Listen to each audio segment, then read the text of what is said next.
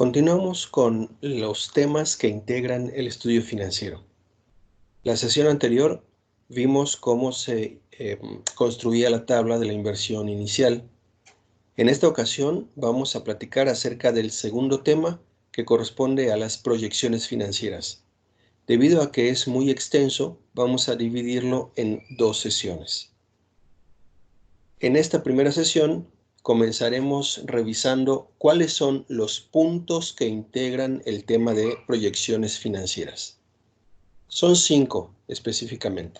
El primer punto se refiere a los supuestos sobre los cuales se realizan los cálculos de las proyecciones que estaremos haciendo.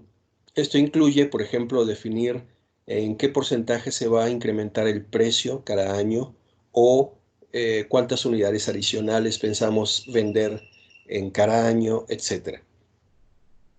El segundo punto se refiere a la tabla de ingresos y egresos mensuales del primer año.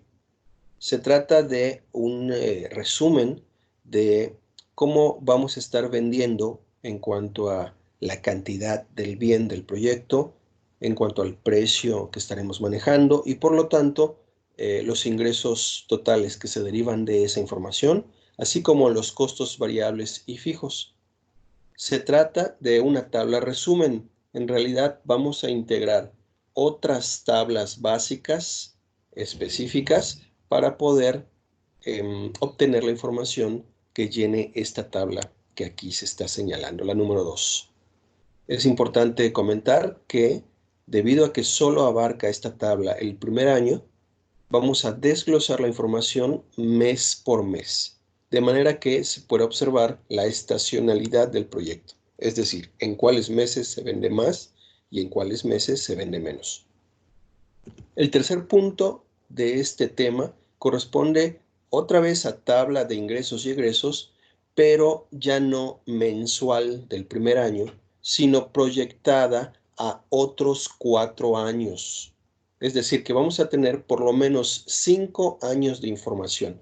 Y en este caso, en el tercer punto que estamos aquí proyectando, se trata de ya la información anual, no mensual, sino solo el concentrado de 5 años. El cuarto punto se refiere a los estados contables del proyecto. Son los estados financieros pro forma proyectados. Básicamente son 3. El estado de situación financiera, que antes se conocía como el balance, el estado de resultados, que antes se conocía como el estado de pérdidas y ganancias, y el flujo de caja. Pongan mucha atención. Debido al breve tiempo que tenemos para concluir el cuatrimestre, este cuarto punto no es necesario integrarlo y presentarlo en el documento final. Repito, el cuarto punto, los estados financieros pro forma, no tienen que hacerlos. Realmente, el punto número 5 corresponde al flujo neto de efectivo, que se refiere a pues ya el dinero que tiene el proyecto o que va a tener el proyecto en los siguientes años y que nos van a ayudar a definir si el proyecto es rentable o no. Estos datos se construyen con la información de las tablas anteriores de ingresos y egresos, pero también la tabla de inversión inicial que se integró la sesión pasada. Bien, vamos ahora a trabajar sobre los primeros pasos del segundo punto, es decir, de la tabla de ingresos y egresos mensuales. Esa tabla, como dije hace un momento, es el resumen. Antes de ella tendremos que construir tablas específicas que a continuación les voy a explicar. Para esto me voy a apoyar en el mismo archivo que empezamos a trabajar la clase pasada, es decir, nuestro libro de Excel que les pedí que conservaran, donde pusieron inicialmente el presupuesto de inversión inicial y que ahora vamos a continuar trabajando. En mi caso, este archivo de Excel se titula 05 Estudio Financiero. En este libro tengo una primera hoja, aquí abajo se puede observar, una primera hoja de cálculo que se titula Inversión, y ahora estoy trabajando en la hoja 2, donde vamos a poner nuestro primer cuadro o tabla del día de hoy. Primero vamos a cambiarle el nombre a la hoja, de manera que luego podamos identificarla más fácilmente. En lugar de hoja 2, doy doble clic ahí y le voy a poner cantidad. De manera que lo que vamos a hacer ahora es construir la información de la cantidad del producto o servicio que va a vender nuestro proyecto. Una vez que cambiamos el nombre, ahora vamos a proceder a integrar la información que contiene nuestra tabla de cantidad. Para eso vamos a irnos a esta primera fila, donde pondremos los títulos o encabezados de las columnas de información que vamos a usar. Voy a acercar un poquito la proyección de manera que se aprecie mejor.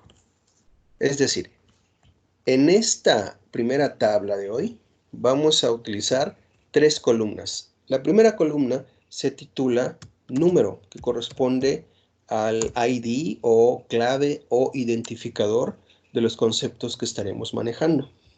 La segunda columna justamente la vamos a titular así, concepto.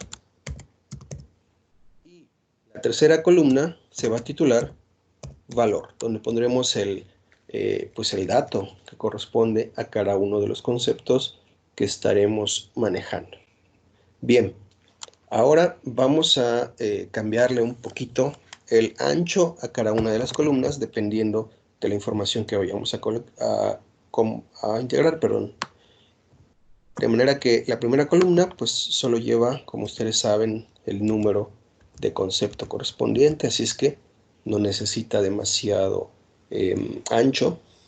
La que sí lo requiere en cambio es el concepto, o sea, el dato o la columna de concepto, y bueno, pues la de valor no tanto.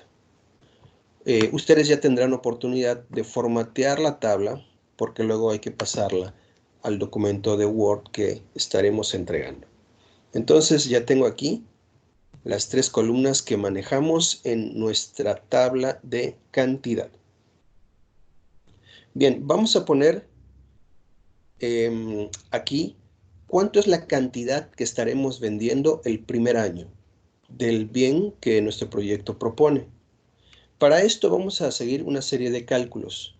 En el concepto número 1 vamos a poner al número de personas que encuestamos cuando aplicamos aquel cuestionario en el estudio de mercado. Seguramente se acuerdan de eso. Es decir, había un tamaño de muestra y entrevistamos a cierto número de personas. Así es que ese es el dato que vamos a poner aquí. Desde luego que toda la información que pondremos ahora tiene que ser la misma que sale del estudio de mercado. No puede haber diferencias o no puede haber contradicciones entre lo que aquí estamos poniendo y lo que habíamos comentado en el estudio de mercado. Por ejemplo, supongamos que nuestra encuesta fue de 90 personas. Así es que ahora pongo el valor correspondiente a ese total de personas encuestadas. En el concepto número 2 vamos a poner ahora al número de personas que respondió que sí ha comprado el bien, o sea, el producto o servicio que nosotros vamos a vender. O sea, no que compró el nuestro, sino que lo compró uno similar con los competidores. Recuerdan seguramente esa pregunta que justo establecía eso, que si el entrevistado había consumido, utilizado o comprado algún producto como el nuestro. Entonces ponemos aquí personas respondieron haber comprado. Muy bien. Supongamos que de las 90, 40 nos dijeron que sí han utilizado o adquirido un producto como el que nosotros vamos a vender. De manera que el tercer concepto, el número 3, corresponde al porcentaje que esas personas que dijeron sí sobre el total de personas encuestadas. Así es que ponemos porcentaje de personas que respondieron haber comprado. Bien. Amplío un poquito la columna y hago la división. El porcentaje se va a obtener dividiendo la, la fila marcada con el número 2, es decir, el concepto número 2, que en este caso fue 40, entre el total de personas entrevistadas. Y de una vez me pongo en esa celda y le cambio el formato aquí arriba de general a porcentaje para que se pueda entender mejor. Es decir, con la división que acabo de hacer, resulta que el 44.44% de las personas que entrevisté dijeron que sí han comprado el año pasado o han utilizado el año pasado algún bien como el que yo voy a vender. Ahora nos vamos al concepto número 4. En el número 4 vamos a empezar a poner los datos para pasar de nuestra muestra a la población total del segmento al que le vamos a vender. Es decir, vamos a inferir a partir del resultado de la muestra cuánto sería el número de clientes o de personas que han comprado en toda la región que estamos nosotros atendiendo el bien del proyecto.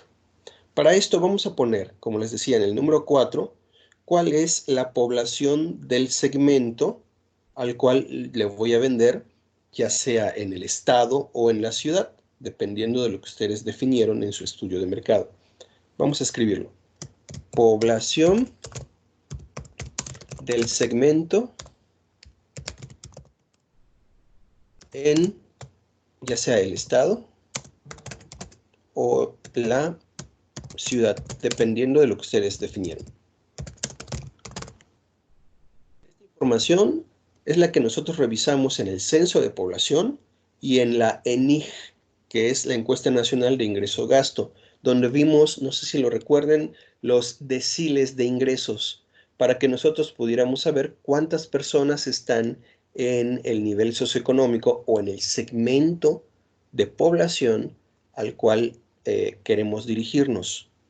Supongamos que el total de personas que integran el segmento que a mí me interesa atender, que es medio alto a alto, fuese en el estado de Yucatán, porque también supongamos que ese es digamos, el alcance de mi proyecto. Supongamos que el número de personas fuese, inventando el dato, de 300,000. 300,000 personas pertenecen a ese segmento que a mí me interesa en el estado de Yucatán, de acuerdo con la información de la ENIG y del censo que obtuve en INEGI. Ahora, en el concepto número 5 voy a poner cuál es el dato inferido del total de personas que han comprado ese bien en todo el estado. Inferencia de personas que han comprado en la ciudad o el estado.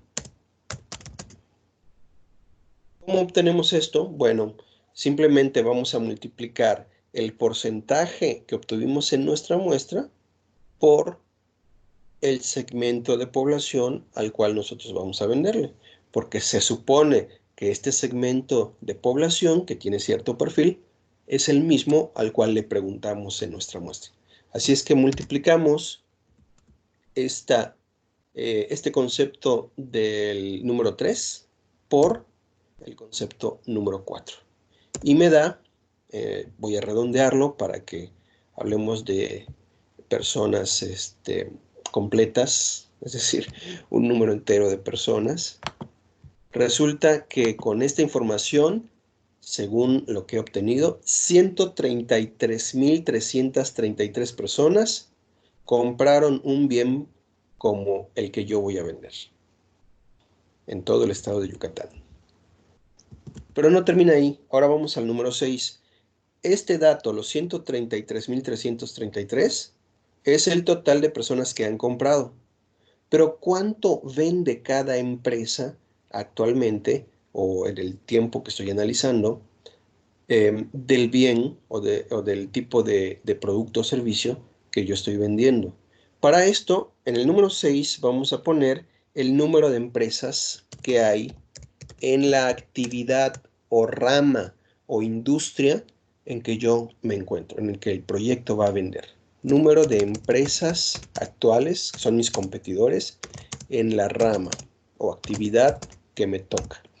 Esto sale, seguramente lo recuerdan, de la clave CIAN que usamos para encontrar el dato correspondiente en los censos económicos. Es decir, con la clave CIAN nos fuimos a INEGI otra vez y en los censos económicos vimos el número de empresas que en Yucatán había en esa actividad. Supongamos que hubiera sido un número como de 50 empresas que están vendiendo lo mismo que yo. Esto nos lleva entonces al número 7. El número 7 es entonces el promedio de personas que han comprado por empresa en Yucatán. Promedio por empresa de personas que han comprado. Por empresa. Es decir, voy a dividir el total de personas que han comprado entre las empresas. De manera que me da 2.667. Es decir, 2.667 es el promedio de personas que cada empresa en Yucatán atiende al año. Insisto, en promedio. Este dato sería un valor que razonablemente podría ser una meta para nosotros, para el proyecto. Es decir, vender en promedio lo que venden las demás empresas. Sin embargo, es probable que, como estamos empezando y no somos conocidos, quizás el primer año no alcancemos esa meta. Lo más razonable sería que vendamos menos que esa meta. Bueno, esto habrá que definirlo de acuerdo con el estudio de mercado, pero aquí vamos a ponerlo como la fila número 8. Es decir, en la fila número 8 voy a poner ahora cuáles son o cuántas son las personas que el proyecto espera atender.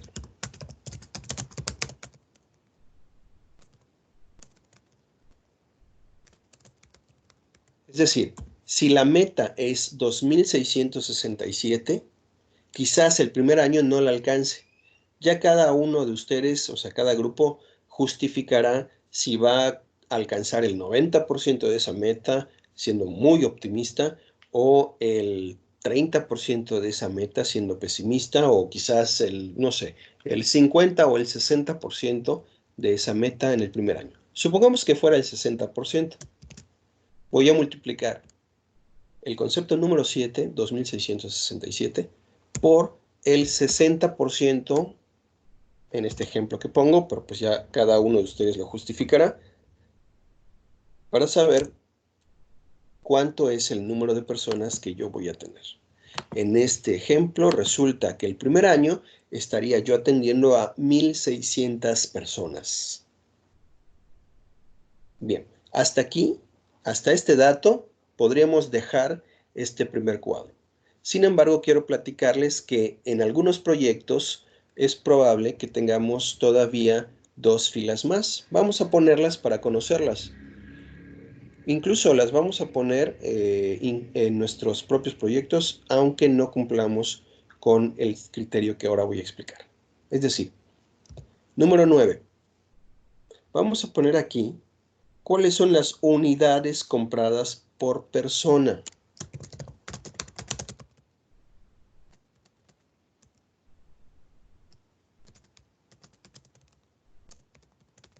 Por persona que esperamos atender. Es decir, bueno, ya sé que en un año voy a atender a 1.600 personas, pero es probable, dependiendo del proyecto, que cada persona de estas 1.600 venga más de una vez al año a mi establecimiento a comprar. Quizás venga 2 o 3 veces. Por ejemplo, si se tratara de salas de cine, bueno, pues probablemente durante el año vengan varias veces esos clientes.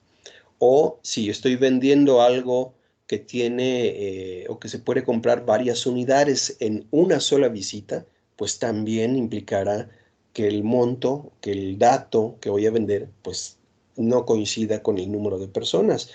Ejemplo, si estoy vendiendo frutas y cuantifico mis ventas en unidades, en frutas, en piezas, entonces, bueno, pues supongamos que cada persona que viene no se lleva una fruta, sino se lleva 2 o 3 o 4 frutas. Entonces, tengo que poner cuántas unidades compra cada persona que estoy atendiendo al año. Bueno, este dato tuvo que haber salido también del cuestionario que aplicamos. Si ustedes pusieron en el cuestionario una pregunta como, bueno, ok, ya me dijo que viene, o que mejor dicho, durante el año pasado sí compró un producto como el mío, sí lo hizo, bien, pero pregunta número 2, ¿cuántas unidades compró en ese año? Y bueno, pues nos dirá 10 o 5 o 7, cualquier número. Pero si no pusieron esa pregunta en su cuestionario, entonces no tienen esa información. ¿Qué vamos a hacer en ese caso? Vamos a simplificar entonces esta celda, este concepto, poniéndole 1. Es decir, estamos suponiendo que cada persona de las 1,600 que esperamos atender va a venir o va a comprar una vez al año lo que yo estoy vendiendo. De manera que terminamos con el número 10, donde colocaremos ahora sí la cantidad demandada total al año, que sale de multiplicar el número de personas que vamos a atender por las unidades que adquiere cada persona, que en este caso, como lo estamos simplificando a que cada persona compra una unidad o usa una vez el servicio, entonces coincide el número del concepto número 8 con el final del número 10. Listo, esta es la primera tabla. Ese concepto número 10 es el que necesitamos. Se espera vender, en este ejemplo de proyecto que estoy poniendo, 1,600 unidades o servicios o atender a 1,600 personas. De hecho, dejando una fila de diferencia, voy a escribir aquí cuál es la dimensión de esas unidades. Es decir, ¿de qué estoy hablando? ¿1,600 qué? Pues acabo de decirlo, podrían ser personas. Sería mi unidad de medida de lo que voy a vender. Por ejemplo, personas, servicio. Personas atendidas o personas que utilizaron o adquirieron lo que yo estoy vendiendo. Podría no ser personas. En otros proyectos, como les dije hace un rato, podrían ser las unidades de lo que vendo, o sea, frutas o kilogramos o litros o piezas. Para poder explicar las siguientes tablas, porque hasta aquí llega esta, voy a usar como ejemplo de unidades tortas. Un poco gracioso, pero van a ver que esto va a facilitar las siguientes tablas. Es decir, yo voy a atender a 1,600 personas en un año y supongo que cada persona compra en el año una torta de las que yo vendo y eso me da 1,600 tortas en el año que voy a vender. Con esto terminamos nuestro primer cuadro, nuestra primera tabla de cantidad y nos vamos rápidamente a la segunda. Para esto voy a crear una nueva hoja dentro de este libro. Aquí en este botón de abajo vamos a oprimir para que aparezca una nueva hoja en blanco. Y le vamos a cambiar el nombre. Lo que vamos a poner en esta segunda hoja de hoy es la palabra unitario. Es decir, vamos a calcular el costo unitario de producción o de prestación del bien de nuestro proyecto. ¿Cuánto nos cuesta producir cada mercancía o cuánto nos cuesta prestar cada servicio de lo que nosotros estamos vendiendo. Así es que vamos a hacerlo. Una vez que le cambiamos el título, voy a darle un acercamiento a la hoja para que se aprecie mejor y vamos a ponerle los nombres a las columnas. La primera columna ya la conocemos, es el identificador del concepto. La segunda es propiamente el concepto. La tercera columna la vamos a titular, esta es muy importante, unidad de medida. Después vamos a poner como título la cantidad de unidades que vamos a utilizar. Después el costo por unidad. Y por último, el total o costo por concepto. Bien. Bueno, de una vez lo formateo debido a que hay títulos de columna que están un poco extensos, entonces voy a usar este botón para ajustar el texto. Aquí está. Este botón de ajustar texto me va a permitir poner los encabezados en 2 filas, pero ocupando una sola celda en cada uno. Como todavía no se ven muy centrados, entonces procedo a centrar vertical y horizontalmente. Listo. Ya ustedes le pondrán el formato luego. También vamos a tener diferentes anchos de columna según nuestras necesidades. Ahí está. Ok. Entonces, es la tabla de costo unitario. ¿Qué se incluye en los costos unitarios? Que es el costo por producir cada unidad de lo que voy a vender. Pues ponemos los costos variables. Los costos variables son aquellos gastos, pagos que hace la empresa por directamente producir la mercancía o prestar el servicio. Los costos variables aumentan cuando producimos más y disminuyen cuando producimos menos. Esa es una forma fácil para identificar si es un costo variable o no lo es.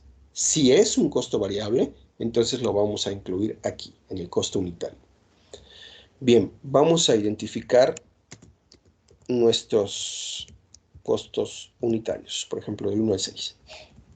Si hay más, pues los pondremos, y si faltan, y si sobran, pues los quitamos. Bien, entonces, vamos a tomar como ejemplo que mi proyecto trata de producir y vender tortas. Me pregunto, si mi unidad es la torta que voy a vender, entonces, ¿qué se requiere para obtener, para producir la torta? Bien, vamos a requerir lo siguiente. Bolillo, bueno, no uno, sino varios, pero aquí lo estoy haciendo por cada torta. También voy a requerir jamón, mayonesa. También vamos a ponerle lechuga. Noten que lo que estoy poniendo hasta aquí son insumos, pero podrían no solo ser insumos, podría ser, por ejemplo, también el empaque, si entrego la torta en una bolsa o en un recipiente de cartón, o si le pongo o le agrego servilletas. O sea, voy a poner aquí todo lo que entrego, todo lo que se usa, lo que requiero por cada unidad de lo que voy a vender y a darle al cliente. Vamos a poner aquí, para no hacer muy extensa la lista, solo servilleta. Entonces, supongamos que son 6 elementos, conceptos, los que integran este costo unitario. Ya cada uno de ustedes definirá para su proyecto cuáles son los conceptos del costo unitario. No se les olvide, es poner lo que directamente ayuda a producir, genera el bien que vamos a vender. Y varía, o sea, su monto varía dependiendo de si se produce más o se produce menos. Ahora vamos a definir las unidades de medida de cada uno de estos conceptos. Por ejemplo, en el caso del bolillo, voy a poner que se medirá como piezas. Una pieza, 2 piezas. Jamón, rebanada. Queso, también rebanada. mayonesa la voy a medir en gramos. O sea, por ejemplo, voy a usar una cuchara de 0,5 gramos, que contiene 0,5 gramos de mayonesa, por ejemplo, por cada torta. La lechuga la voy a medir en porciones. Y la servilleta en piezas. Noten que las unidades cambian, son diferentes dependiendo del concepto que estoy manejando. Usen las unidades que facilite el cálculo de lo que van a hacer. Esta información debe estar acorde con lo que ustedes hicieron en el estudio técnico organizativo. O sea, viene de allí, del técnico organizativo, esta información. Vamos a poner ahora la cantidad. Ok, por cada torta, ¿cuántas piezas de bolillos se utilizan? Vamos a poner una. ¿Cuántas rebanadas de jamón por cada torta? Bueno, soy muy generoso y le voy a poner 2 rebanadas. Una rebanada de queso, medio gramo de mayonesa, voy a ponerle una porción y media de lechuga y 2 servilletas. Ahora vámonos a calcular el costo por unidad de cada concepto. Esto se hace dividiendo el total de lo que se adquirió entre las piezas adquiridas. Por ejemplo, supongamos que en los bolillos yo compro normalmente una bolsa de 20 bolillos que tiene un precio de 50 pesos. Entonces voy a poner aquí 50 pesos, que es el costo de la bolsa, entre 20 bolillos que están incluidos, y por lo tanto cada bolillo o cada pieza me salen 2 pesos con 50 centavos. De una vez le voy a poner el formato de moneda. Aquí arriba está, formato en moneda, para que se pueda distinguir de la información adicional, o sea, de otro tipo de información. Aquí está. Bien, entonces cada bolillo, 2.50. Y se obtuvo dividiendo el total del costo del gasto entre los bolillos que se compraron en ese gasto. Y por último, vamos a multiplicar la cantidad de piezas que voy a usar por torta por el costo por unidad. En este caso, como es un solo bolillo, el costo por concepto es igual que el costo por unidad. Vamos al segundo, jamón. En el caso del jamón, supongamos que compro un paquete de 30 pesos que trae 20 rebanadas. 30 pesos me cuesta el paquete y trae 20 rebanadas. 30 entre 20 implica que cada rebanada tiene un costo de 1.50. Multiplico 2 rebanadas por 1.50 y entonces cada torta se lleva de jamón 3 pesos.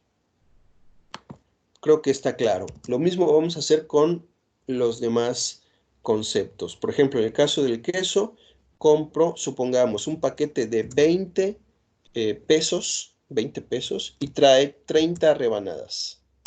Bien. Hago la multiplicación. Luego me compro un frasco de 1 kilo de mayonesa que tiene un precio, vamos a inventar, de 45 pesos. 45 pesos entre 1000 gramos de mayonesa, cada gramo por lo tanto salen 5 centavos. La lechuga, igual compro un paquete que me sale en 40 pesos de lechuga y contiene, vamos a inventar el dato también, 30 porciones. Cada porción de lechuga me sale en 1.33. Y me compro un paquete de 40 pesos que trae 100 servilletas. Listo. Bueno, hago las multiplicaciones en cada caso y ya tengo el costo por cada uno de estos conceptos. Al final, como podrán imaginarse, hago la suma de los costos por concepto. Me sale o me arroja la cifra de 8.99. Aquí a la izquierda de este resultado le voy a poner costo unitario. Es decir, cada una de las tortas que voy a vender me sale en 8 pesos con 99 centavos según esta estructura de costos que acabo de obtener, estos costos variables. Este es el dato que necesitamos, lo voy a poner en amarillo para que no se me olvide la importancia de esto que ya obtuve. Una vez que tenemos estas dos tablas, la cantidad y el costo unitario, donde se incluyen los costos variables, vámonos rápidamente a la última tabla de hoy, que corresponde a los costos fijos. Para eso creo una nueva hoja aquí abajito y le cambio el título a costos fijos. Bueno, solo le voy a poner la palabra fijos. Y vamos a crear, desde luego, la tabla correspondiente. Esa tabla es muy similar a la que acabamos de construir. Por eso me voy a traer de la hoja anterior, del costo unitario, los mismos encabezados. Los copio y los pego en mi hoja de costos fijos. Ahí está. Bueno, ¿qué vamos a poner en costos fijos? Pues justo lo contrario del unitario donde estaban los variables. Vamos a considerar como costos fijos todos aquellos que no contribuyen directamente a la producción, sino que, digamos, que apoyan de manera indirecta a la actividad productiva, como por ejemplo las actividades de administración, las actividades de venta o las actividades de financiamiento de nuestro proyecto. Es decir, esos gastos no son directamente de producción, sino que apoyan al departamento de producción. Bien, entonces, bueno, pues vamos a proceder con la definición de nuestros conceptos que vamos a agrupar en 3 conjuntos. Primero vamos a poner, igual que en el estado de resultados, a los gastos de administración. Lo pongo como un título en mayúsculas aquí al inicio. Luego pondré los gastos de venta y finalmente los gastos financieros. Una vez que puse el primer subtítulo, gastos de administración, ahora sí pongo la clave que le corresponde a cada uno de ellos y vamos con los conceptos. Bueno, ¿cuáles son los gastos de administración? Son aquellos que son fijos y que pues consisten en llevar a cabo labores de dirección, de registro o de organización de nuestro proyecto. Por ejemplo, estaría el sueldo del gerente. Vamos a ponerlo así, sueldo del gerente. Pero también el sueldo, por ejemplo, del subgerente o administrador o contador. Sueldo del contador. Además, tenemos 3 asistentes o secretarias, supongamos. Entonces, sueldo del asistente. Bien, asistente administrativo. Entonces, los sueldos del área administrativa razonablemente son costos fijos. Además de esos, ¿qué otro costo fijo podríamos considerar? Ah, sí, uno muy importante. Por lo general, la renta de nuestras oficinas, la renta del local, si es que no adquirimos el terreno o el edificio, no lo construimos, entonces también es un costo fijo. No cambia aunque produzcamos más o produzcamos menos. Además, podríamos considerar como costo administrativo la papelería. Vamos a poner aquí en papelería todo lo que es, en un solo conjunto, todo lo que es el gasto en clips, en hojas, en tinta para la impresora, en fin, todo lo que se gasta en este sentido en la oficina de administración. También sería un costo administrativo, por ejemplo, el paquete de teléfono e internet. Teléfono. Si vinieran separados, bueno, pues los ponemos también de ese modo. Ok. Vamos a poner otro costo administrativo o gasto administrativo, por ejemplo, la energía eléctrica. Además, el agua potable o el agua purificada que usemos. Y ya para no extender demasiado el ejemplo, vamos a poner el último, que es la depreciación. Este concepto se refiere a la pérdida de valor que tienen nuestros activos fijos del área de administración. La depreciación.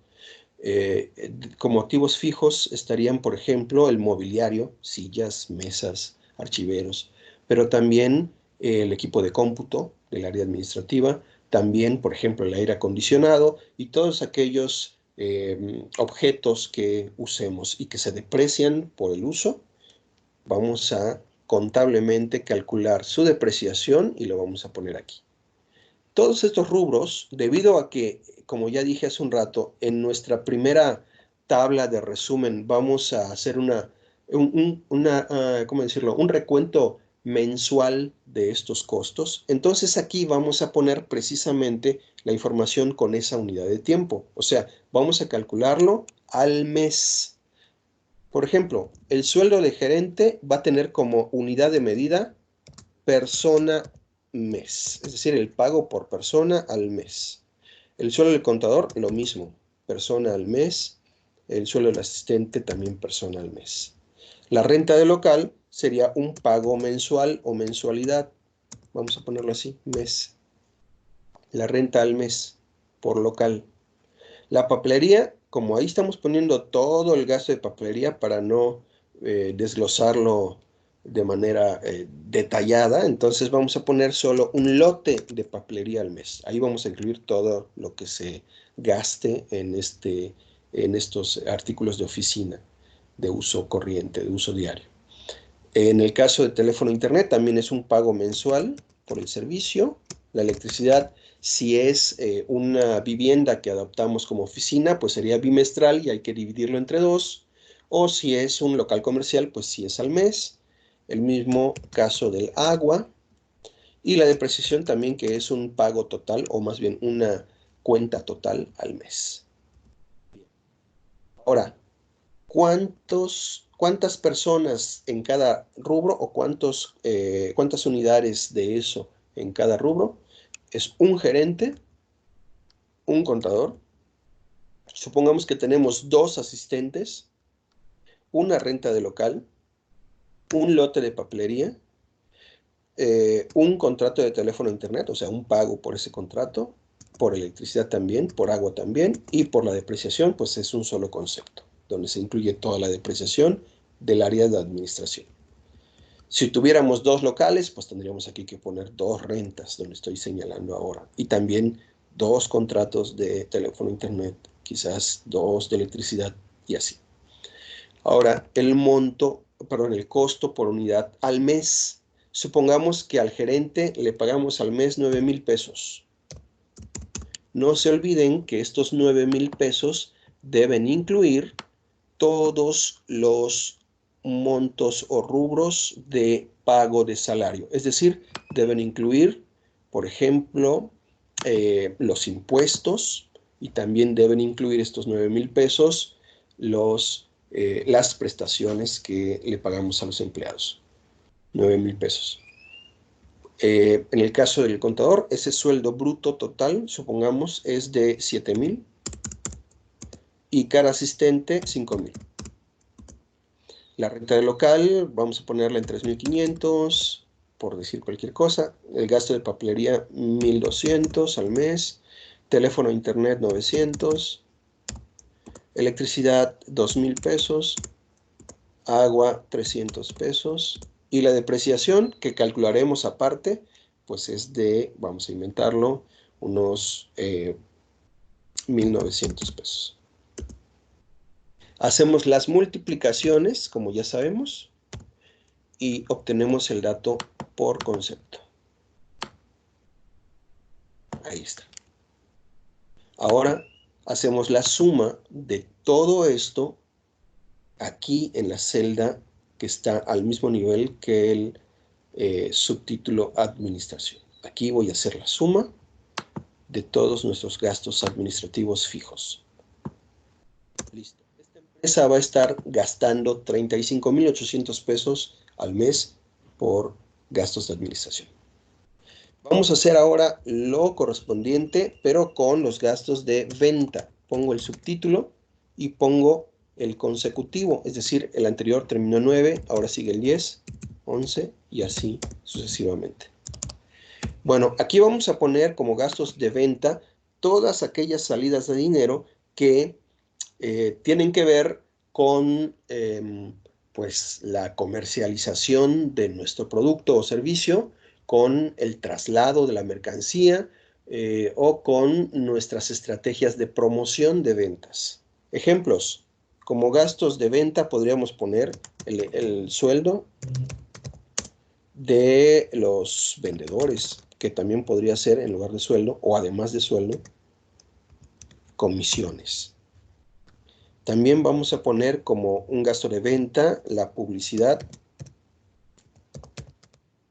impresa en medios tradicionales, quizás. También la publicidad en internet o virtual. Es un gasto de venta. Supongamos que rentamos 2 módulos en 2 plazas comerciales. Así es que renta de módulos de venta en los centros comerciales. Además, vamos a poner como gasto de venta, supongamos que tenemos vehículos para trasladar la mercancía, así es que también está el combustible o gasolina, el mantenimiento de los vehículos, en ese caso,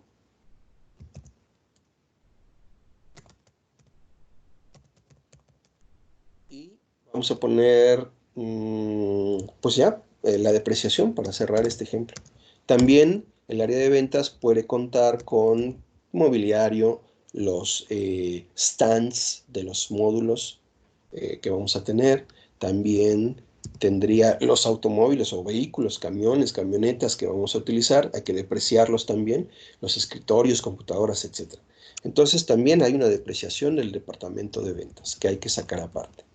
Ponemos las unidades, persona, en el caso de la publicidad, supongamos que es un contrato mensual y que hacemos un pago mensual por la publicidad impresa y por la publicidad de internet. La renta de los módulos, vamos a ponerla así también, una mensualidad, un pago. El combustible lo vamos a medir en litros. El mantenimiento por servicio auto o servicio vehículo.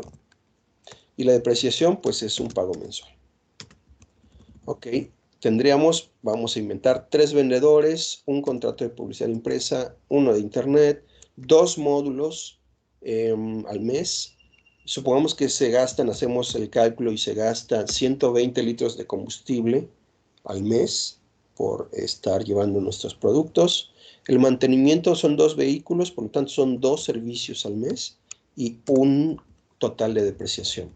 Ponemos los unitarios, el sueldo del vendedor 6,000 pesos. Publicidad impresa, vamos a suponer que el contrato es por un pago mensual de 1,600 pesos. La de internet 1,200. Cada módulo tiene una renta de 2,900 pesos.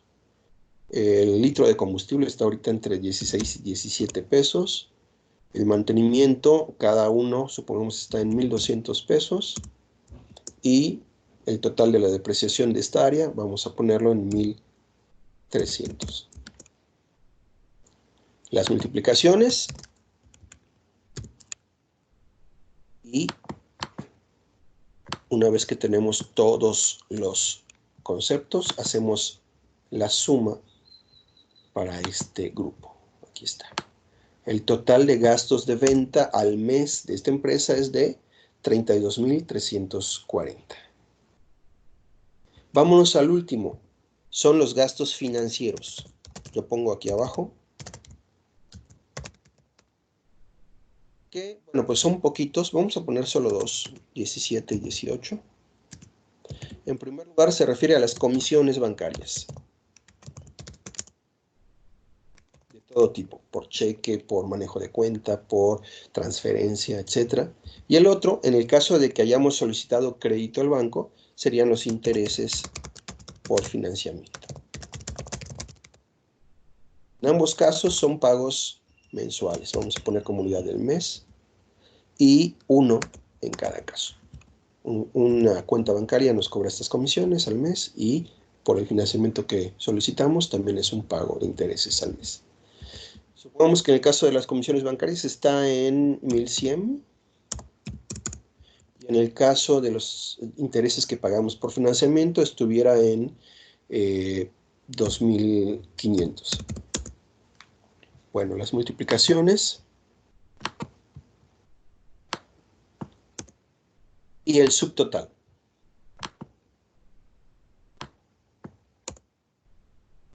Ya que tengo todo esto, ya están todos los costos fijos. Aquí al final voy a poner así, costos fijos y la suma de los subtotales, es decir, el subtotal de gastos de administración más el subtotal de los gastos de venta más el subtotal de los gastos financieros. Y listo. Los costos fijos al mes de esta empresa ascienden a 71,740 pesos. Estas son las 3 tablas que debemos tener como resultado de la sesión de hoy. La próxima semana, en la siguiente sesión, estaremos continuando con otras tablas básicas que requerimos para integrar nuestros ingresos y egresos